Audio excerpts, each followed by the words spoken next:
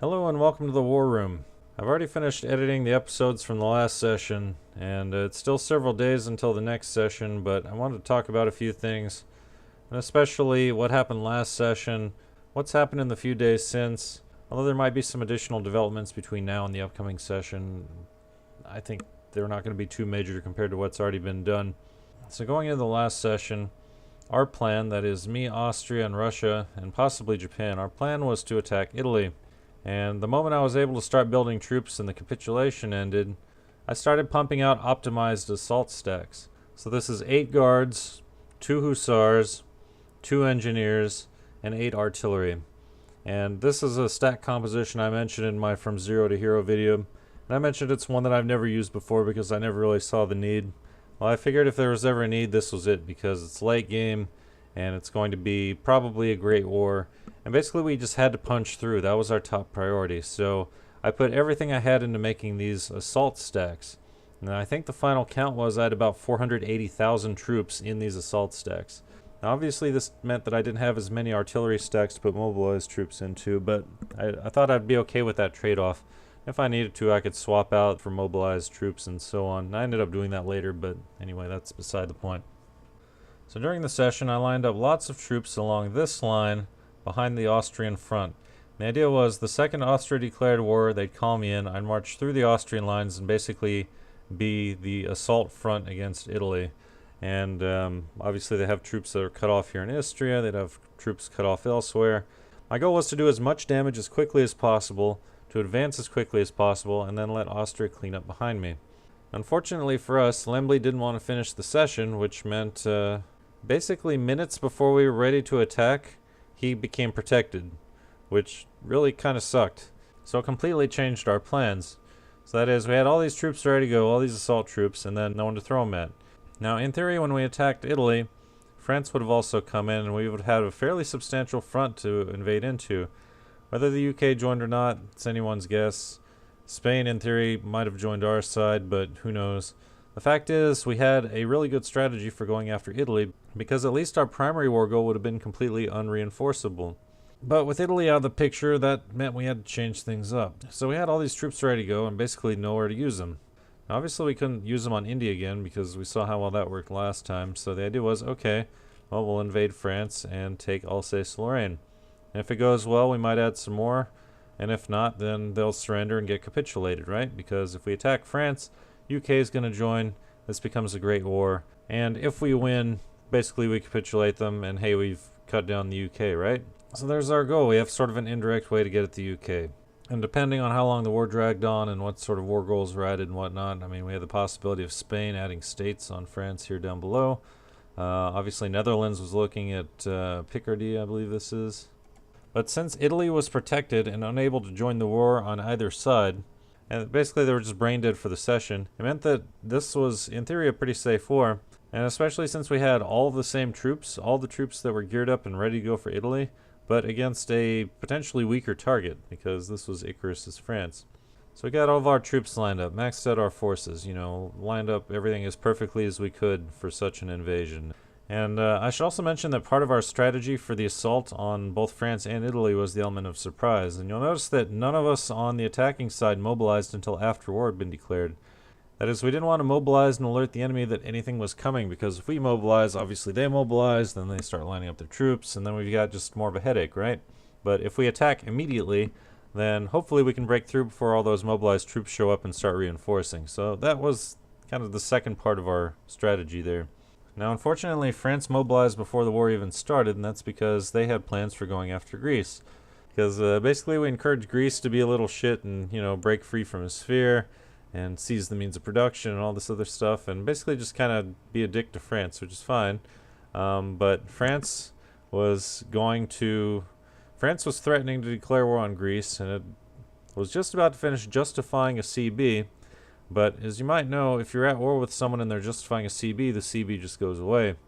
So the idea was to attack France just before they get the CB, that way they waste the infamy, and then, start the real war. So that's what we did. Just days before they got the CB on Greece, I declared war on France to get Alsace-Lorraine. This is kind of where the problem started. So Icarus rage quit. in part because of Italy not being allowed to join the war, and in part just because of the giant coalition against him. But I can't say I'm surprised, but then again, he could have just instantly surrendered. So, he could have handled it better, I guess. I mean, if you're facing these insurmountable odds, you can always just surrender, right? So it's sort of a weird situation. But basically, he didn't want to surrender. He didn't want to fight the war. He was convinced he was going to lose, so he rage quit. Okay, so then we're without a France. Well, we need a France. What happened next is Munch, who was playing Mexico, decided to move over to France. So then we have a competent France player playing France. And once we got back in the game, it took a full 10 minutes. It was actually closer to 11 minutes to organize things. We're just kind of sitting and waiting for the war to start, and he just had it unpaused. But basically, was taking all of his generals and reorganizing them, which is fine. Just getting all of his stuff ready to go for mobilization, probably fixing sliders and dealing with trade goods and who knows what else. But anyway, it took him a long ass time to sort of begin to fix France, and that's fine. The only real problem there was that we completely lost the element of surprise. So it's like, yeah, he hadn't actually finished mobilizing yet, and UK hadn't finished mobilizing either. But they had all this time to, fix their troop movements, and UK could already start shipping troops over. And, that initial assault that was supposed to just crash into France was, immediately halted because of that. So that was a little bit of a problem. But the bigger problem was that just by chance, the UK got gas attack. And even though I had the tech for both gas attack and defense, I didn't have either. So I had all these great troops lined up, ready to go. They smash into France, and then UK sends a single stack in, and all of a sudden I'm taking massive losses. So I had to retreat out. So that was our first problem. So I retreat out. We lost a fairly sizable battle, and then it became a bit of a waiting game. This is when we were focusing on Syria and Suez, and I was trying to do a little bit of stuff in Africa. So basically, I couldn't attack into France because I didn't have gas attack or defense, and Austria could, but I didn't think they had it either, because why would I assume they had it, right? Because, the war had just started. So Austria had all of its troops on the Italian border from back when we were lining up to go against Italy. And Austria at the time was, I think, the only person that had gas defense, which is unfortunate because that meant that we needed Austria's troops way up here in order to get a general leading the attacks. So Austria sent a stack over with a good general, and the idea was, okay, I've got all these great troops, I'm going to take the generals off of them, and then Austria's going to be the first in with the general, with gas defense. He's going to lead the battle, so we'll have his tech, we'll have his defense bonuses, and then we'll have all of my awesome troops backing him up. Well, unfortunately, instead of going to Verdun like he was supposed to, he ended up going to, whatever this is, Charleville or something. Austria ended up going to Charleville, which unfortunately gave us a river crossing penalty that we've had for this entire battle. So that wasn't great. But anyway, we got in, and things were going reasonably okay. But we had all these troops ready to go, and they had way too many troops in the back line, so we needed to start a second battle, to try and whittle them down even faster. So that's why we attacked into Cambrai. But unfortunately, even though it doesn't look like this one has a river crossing, it actually does because of all these little rivers crisscrossing through here. This was our secondary battle, and it's also, got essentially the same problems. Now, since the battle started, I've been cycling troops like crazy, and I think the total count is, between these two battles, we've lost something like, 4 million troops. I forget the exact count, but it's ridiculous. It's on our side alone, I think we lost over 2 million troops in each of these battles, if I remember correctly from what I was just editing. Anyway, we've lost a ton of troops, but, we've still got soldier pops, and we can pull troops out, we can cycle, let them heal up, and send them back in. Unfortunately, the enemy can do this too, and at the rate of losses that we're taking, at best, we're even. If we roll 9s and they roll 1s, then we're even. But for anything else, we're taking losses that range from, 2 to 1 to 10 to 1, and sometimes even worse than that. So I would say that on average, we're losing troops about 4 to 1. But it's not great. It means that we need 4 times as many troops in order to have hope breaking through. And you might recall a lot of these troops I have back here, these are not, full optimized stacks. These are just mobilized units. These are not units that can just be sent into battle on their own. And, we do have a lot of troops back here, but if you do a quick count, it's not 4 times as much as they have. So this autosave was before the second naval battle with the UK. and a couple of months before the USA declared that they were going to join the war. So with the current state of the game, here's the situation. We have zero control over Africa, which means they can at will add as many tickers as they want against us. And here at this point, UK hadn't yet added Togoland. Basically, they've got 50 war score. They need 50 more to force us out. They could add a full 100 if they wanted to, but basically they are free to, at their leisure, add as many tickers as they want, wherever they want, and take all of our Africa if they wanted to. They could do this easily. And if it's over 50 war score, then they can just wait for tickers and eventually get to 100 and piece us out.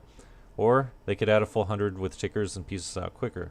But it's just up to how much infamy they want to spend and, you know, how much infamy they have. Like UK's got very low, France pretty low, Spain's low, so they've got tons of infamy that they can use if they want to. Okay, so the longer the war goes, the worse it is for us. So that's number one. We thought at the time that the UK was losing massive amounts of money, but it turns out that the UK is getting subsidies from the USA.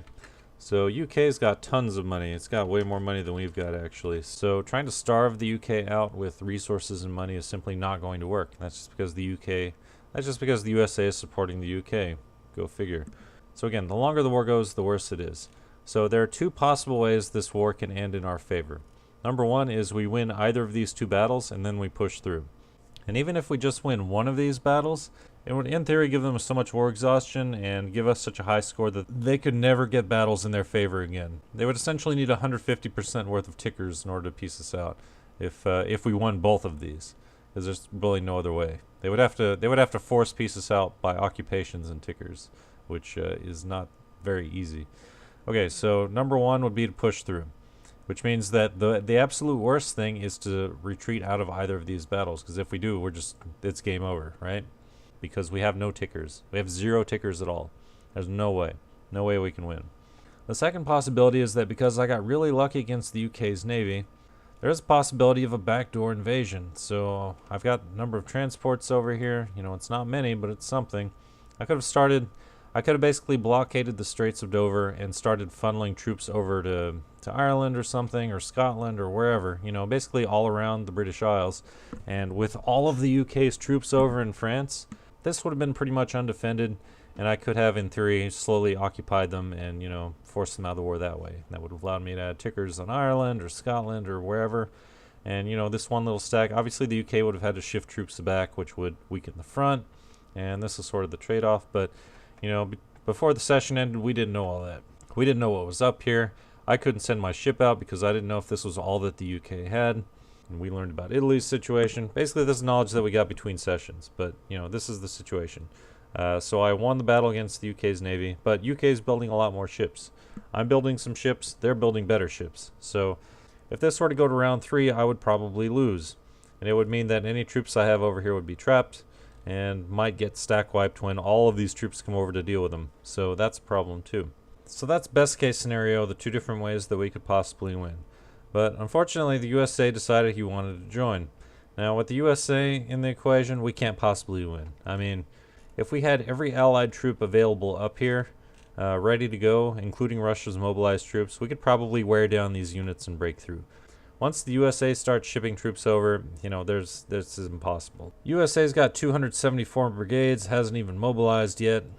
Basically, it would just be unlimited enemy troops, and they could just cycle indefinitely, and we would never break through. And even though I got lucky against the UK's Navy and, you know, beat them in these two battles, once the USA's Navy shows up, then it's game over. Our navies can't leave port because we die instantly, because they've got essentially 3 times the size of the Navy that all of us do combined. So the USA joining is a massive problem. So that's the situation.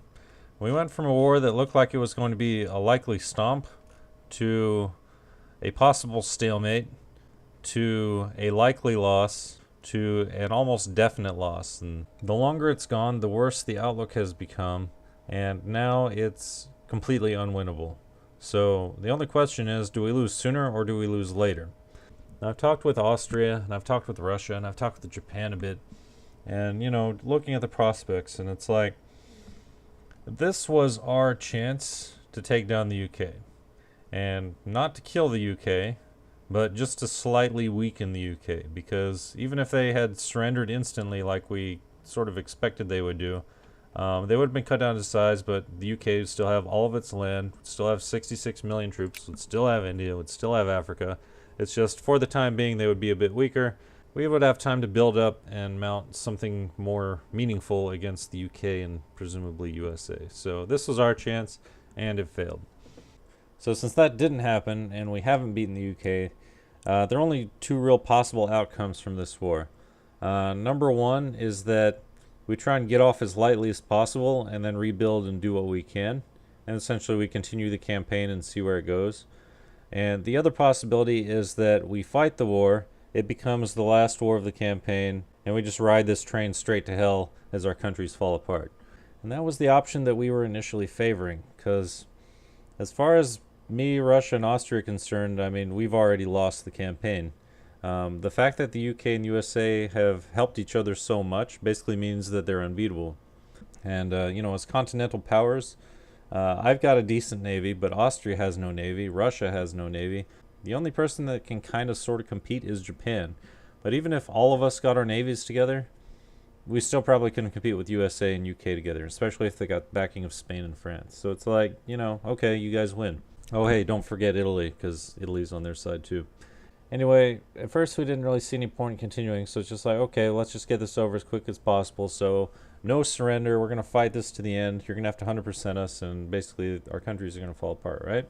And it was likely that Japan was going to join on our side, so, we would have had that front open again. Japan could have shipped troops over, and they could have, fought against the USA in the east. But, it's the same exact thing as the last war, except we've got an unobtainable war goal in France rather than an unobtainable war goal in India. That's the only difference. So there wasn't really any question if we were going to lose this war. The only real question is, were we going to fight against it or not? I got to looking at things and basically concluded that, no, we can try and do something a bit more meaningful here. And it comes down to a few different things.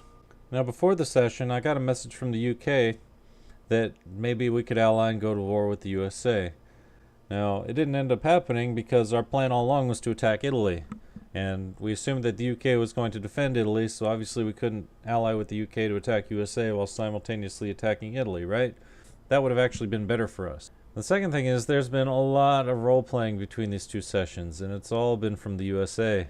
If you remember all the grand announcements about who's doing what on behalf of democracy and freedom and justice and all this stuff, that was all the USA. And after the session, he made his essentially 14 points about what he wanted to get out of this war, which, as with most things the USA has done, made no sense at all. And made so little sense he ended up deleting it at some point. But what it comes down to is, on the one hand, the USA claims to not want to destroy our coalition or, wreck us individually as nations. But on the other side, he wanted to add something like 230% worth of war goals on our coalition, which isn't even allowable by, game mechanics. But anyway, that was his plan, was to add 230% against us and essentially rip off a quarter of the Netherlands, make me lose everything in Africa and Indochina or something like that, make Russia lose all of its puppets and some additional land, everything that wasn't a Russian core basically, just rip that away, tear more land off of Austria-Hungary as if they haven't lost enough already. Maybe he's just talking out his ass, but it's really fucking annoying. So not only are his demands unreasonable, but he's essentially unwilling to negotiate for anything. And even when France, the person that is the war leader on the enemy side, messages me and essentially just wants to wipe peace if we could, basically France doesn't want anything out of this war. And I honestly don't care enough about Alsace-Lorraine because the whole point of this war was to go after the UK anyway. So, I don't have a reason to fight. France doesn't have a reason to fight. And as far as we're both concerned, we could just ally and go beat up the USA together, because that would be something more useful than fighting each other. And I completely agree. And same with the UK. So, UK's got reason to go after the USA. So, there's a little bit of a conflict of interest there, obviously. But, if it's the UK and USA fighting each other, I could definitely support the UK in that. But it just comes down to what's going to happen with this war. So I got to looking at the rules for the game and specifically what happens during surrenders, because, obviously the sooner we surrender, the better, right? There are a number of rules in this game pertaining to surrenders, and it turns out that according to rules, If you surrender and it's been over a year, then you only have to peace out to the stated war goals. It just so happens that the enemy alliance has no war goals and they've never stated any. The rules are specific when it comes to adding war goals, and technically we should be able to white peace for nothing but capitulation. And it also turns out that in that last Great War, where after they spent the better part of an hour adding war goals and, fixating on what exactly can we add to get to as close to 100% as possible, that whole nonsense. So all of that was technically illegal according to the rules, and the moment we surrendered, they should have just pieced us out. But unfortunately, we've got a Slazer situation because they don't really follow the rules. And since both the GMs are on the enemy side, they just kind of make up whatever rules they like, and they're going to peace out for whatever they want. We'll see what happens, but it's likely they're going to take a bunch of colonies or something. But simply put, there are flaws with the rules, and they don't follow the rules anyway, so they can just kind of do whatever they want, which is a bit of a problem, but that's the situation we're in, and that's the campaign we're in, so what can you do? I'm probably going to lose a bunch of shit out of it, that's all I know.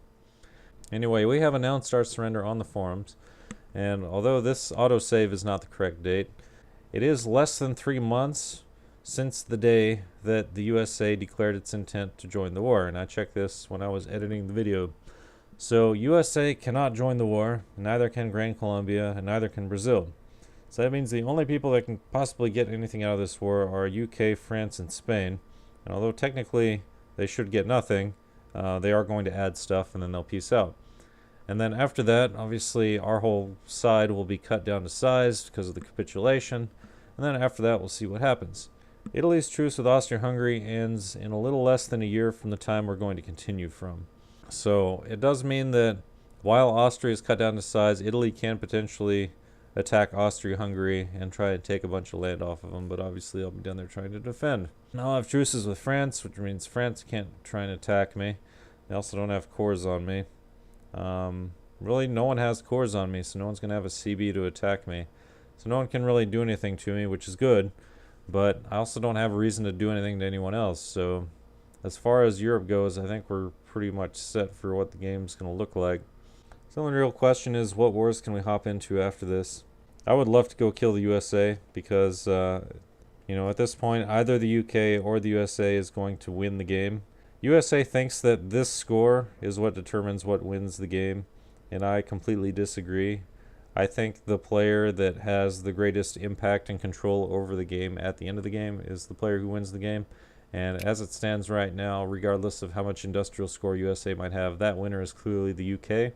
He's got the majority of Africa. He's still got India. He's got more pops. He's got 3 times as many pops as anyone in the game. And he's got a giant army, and he's got naval supremacy. And unless the USA completely wrecks the UK, that's not going to change. So if I support the UK against the USA, sure, the UK would win the game regardless. But I would love to go kill the USA because he's just being so fucking annoying. On the other hand, I could side with the USA potentially, and we could fight the UK. And that's the other issue. It's like, do I really want to support the USA? And if I do, then, UK drops to number 2 or something and USA wins the game. So do I want USA to win the game? Not particularly, but, one of them is going to win. So it's just a question of who. It's sort of a lose-lose situation, really. Austria-Hungary's got the same exact considerations. And I'm sure he's been offered deals like, why don't you go kill Germany and then you'll get land out of it, and vice versa, that sort of thing. It's just kind of dumb. And basically, it's just the UK and USA offering everyone around us different deals, trying to make us turn on each other. And, I can get land off of Russia, and I can get land off Austria-Hungary, and I can get land off of whoever. But it's like, no, because it's going to be the same bullshit stalemate. And that leads me to the last issue, which ensures that absolutely nothing is going to change in Europe. In this mod, tanks were rebalanced, and their attack was dropped by 10. As you can see, tanks have a base attack of 6. In vanilla, this is 16. Although tanks have a number of inventions that raise attack, I actually did the calculations on this, and at the very best, max tech, highest invention, max attack possible, armor is worse than infantry, which, as you recall, is a defensive unit. makes no sense at all. We have no breakthrough units at all in this game. It means that guards are going to be the optimum frontline unit for every attack from now until 1936. It means that tanks have no place at all in any military. There's literally no reason to use them. You know, there's some use for airplanes, I guess, but realistically, I mean, why bother? There's literally no reason to use tanks in this mod. I pointed this out to everyone, and they didn't realize it because, like I said, games never go this late because there's always something that happens, people rage quit, and then we start over. But anyway, this campaign has gone on for much longer than most do, and so we've got this issue to deal with, and hopefully it'll be fixed in the next campaign, but at least for now, it means that trench warfare is going to last all the way through World War IV, and no one is ever going to break through. And this sort of debacle like we have in France can only get worse as modern army doctrine and divisional structure are researched because, it drops combat width, and then we increase the dig-in and defensive bonuses and all that, Fort Max level. So, yeah, defending at this stage is already OP, but it's going to become so ridiculously broken that it's going to be impossible to attack. So that's what we have to look forward to in the next session, and maybe the one after if things go past that. So, we'll see what happens. Thanks for watching, and have a good one.